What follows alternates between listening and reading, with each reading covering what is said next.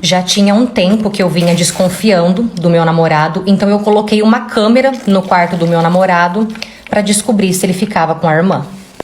Eu conheci o meu namorado no trabalho dele. Ele trabalhava numa loja de construção e na época os meus pais estavam construindo, então eu sempre ia nessa loja. Até que um dia ele pediu meu número, passamos a nos conhecer melhor e depois de um tempo acabou virando em namoro. Porém, nesse tempo que a gente ficou só se conhecendo, ele nunca foi de falar em tocar em assunto assim sobre a família dele. E toda vez que eu perguntava sobre a família dele, sobre os pais dele, ele meio que desviava o assunto, sabe? Até que a gente começou a namorar e eu fui conversar com ele. Eu falei pra ele que eu queria conhecer a família dele. E ali, pela primeira vez, ele se abriu comigo e contou tudo sobre a família dele. A mãe deles, ela era viciada e ela tinha um filho de cada pai. E na verdade, todos os filhos vieram gêmeos. E quando os gêmeos nasciam, o que ela fazia? Ela ficava com um e o outro ela sempre doava. E depois que ela doava, ela nunca mais via, ela nunca ia atrás, ela na verdade ela nunca nem se interessou. Ela teve 4 casal de gêmeos. Até que as crianças cresceram e a mãe morreu. E quando a mãe morreu, cada irmão seguiu a sua vida e o meu namorado desde então foi morar sozinho. Até que um dia, uma das irmãs dele voltou para a cidade e foi procurar o meu namorado porque ela não tinha onde morar. E então ela passou a morar com o meu namorado. Parte 2. Ou seja, ele só tinha a irmã como família. Nisso, ele me levou para conhecer essa irmã dele e de início eu até que gostei bastante dela. Ela parecia ser muito legal, muito gente boa, foi super receptiva comigo. Mas conforme o tempo foi passando, que eu comecei a conviver um pouco com eles ali, eu comecei a reparar algumas situações estranhas. Toda vez que eu ia para casa dele, que eu ia ficar lá ou que eu ia dormir, eu reparava situações muito assim, olhares entre eles, um olhar diferente.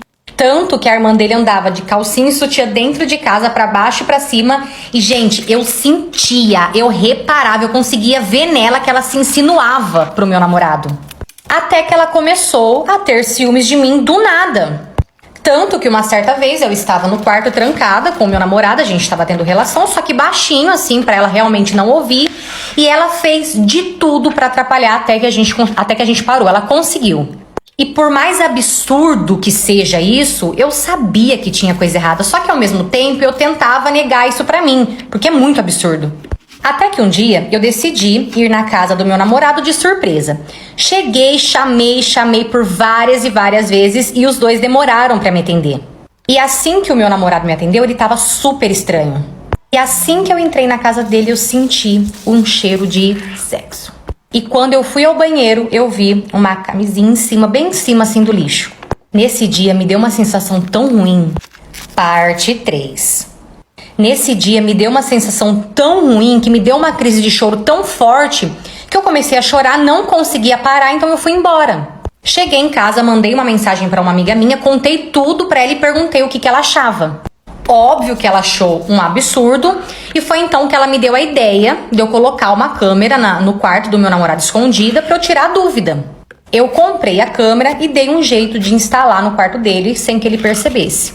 E desde então eu vivia para olhar aquela câmera. Eu ficava o dia todo olhando aquela câmera para não perder nada.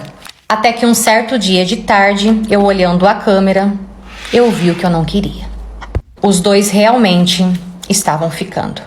Na hora, saí do trabalho, eu não conseguia pensar em nada. A única coisa que eu queria era ir na casa dele. Saí do trabalho, fui pra casa dele, só que chegando lá eu não chamei. Eu pulei o muro e eu entrei. E eu só não peguei no ato porque eles ouviram barulho, eles ouviram que eu entrei e ali eles pararam.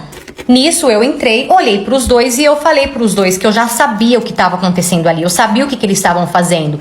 Eles perguntaram para mim como eu sabia, eu falei que não interessava como, o que importava é que eu sabia. Joguei a aliança nele e fui embora. E dias depois ele veio atrás de mim pedindo perdão e ele disse que ele acabou se envolvendo com a irmã por pura fraqueza.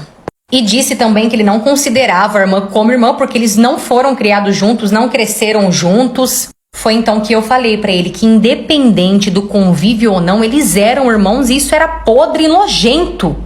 Ele pediu mais uma chance, só que eu falei pra ele que aquilo era impossível e eu pedi pra que ele não me procurasse mais. Ele foi embora e dias depois eu descobri que ele também mandou a irmã embora da casa dele. Ah, sobre a câmera, no dia que eu fui lá, eu consegui arrancar sem que ele visse. Eu tenho dó, porque dá pra ver que ele é um menino sozinho. Ele é um menino bom.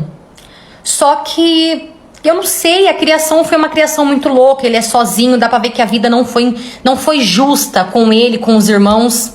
Mas não justifica, né? Essa história também não é minha, e sim de uma seguidora que mandou pra mim lá no app vizinho. Aproveita e vem me acompanhar lá também, você já sabe, né? Eu vou amar ter você comigo lá todo dia. Tchau!